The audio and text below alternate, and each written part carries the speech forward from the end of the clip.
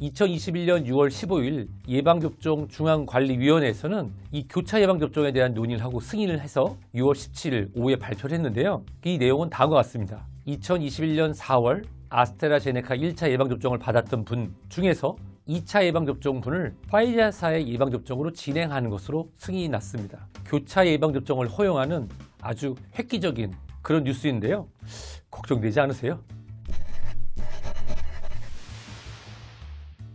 이 뉴스의 속을 들여다보면 다음과 같습니다. 예방접종이 부족하던 시절 스페인에서는 우선 아스트라제네카사의 예방접종을 진행하였습니다. 이후 4주에서 6주가 지났는데 예방접종이 없네요. 그래서 그때 당시 가능했던 화이자사의 예방접종으로 2차 예방접종을 진행하였습니다. 그 이후에 연구 결과가 나타났는데 놀라운 사실입니다. 아스트라제네카 1차 이후 2차를 모두 동일한 예방접종을 받았던 군에 비해서 중앙체일, 예방접종 후 바이러스 감염 회피율 모든 것이 다 좋게 나온 것이죠. 단 이는 예방접종이 처음 개발돼서 디자인된 상황을 벗어난 거라서 일반하기는 어렵고 전 세계적으로 추천하기는 어려운 상황이었습니다.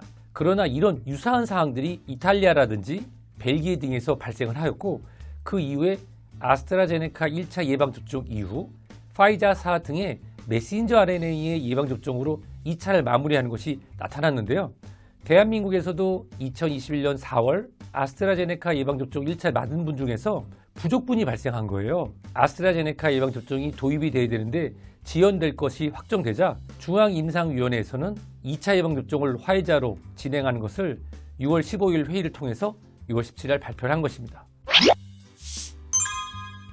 사실 아스트라제네카사 예방접종을 걱정하시던 분들은 화이자사 예방접종을 2차를 맞으니 안심이 된다라고 하실 수 있겠지만 하지만 교차 예방접종이라 지금까지 대한민국에서는 예방접종은 선택할 수 없고 같은 종류의 예방접종만 2번 연속 맞거나 또는 얀센사의 예방접종을 하라고 했는데 갑자기 교차 예방접종을 하니까 걱정이 되는 것이 사실입니다. 하지만 과학적 근거를 들여다보면 문제가 클 거로 생각되지 않는데요. 우선 바이러스 벡터 방식의 아스트라제네카 예방접종으로 면역 획득을 하고 그 이후에 또 메신저 RNA 방식의 화이자사 또는 모더나사의 예방접종을 하게 된다면 중화항체가 얻어지는 과정에 있어서 조금 더 나을 수 있겠다라고 하는 의학적 근거는 있었습니다. 다만 이는 승인을 받거나 이 예방접종이 개발될 때 임상으로 진행된 바는 아니었죠. 그러나 이미 다른 나라에서도 좋은 효과뿐만 아니라 어떻게 보면 메신저 RNA 방식과 벡터 방식의 교차 접종으로 더 큰 면역을 획득할 수 있다고 하는 의학적 근거가 있었기 때문에 큰 문제가 될 것이라 생각되지 않습니다. 교차 예방접종에 대해서는 아직 과학적 근거가 많은 것은 아니지만 그래도 우리가 이론적으로는 더 큰 면역을 획득할 수 있다고 하니 다행이라고 볼 수 있겠죠.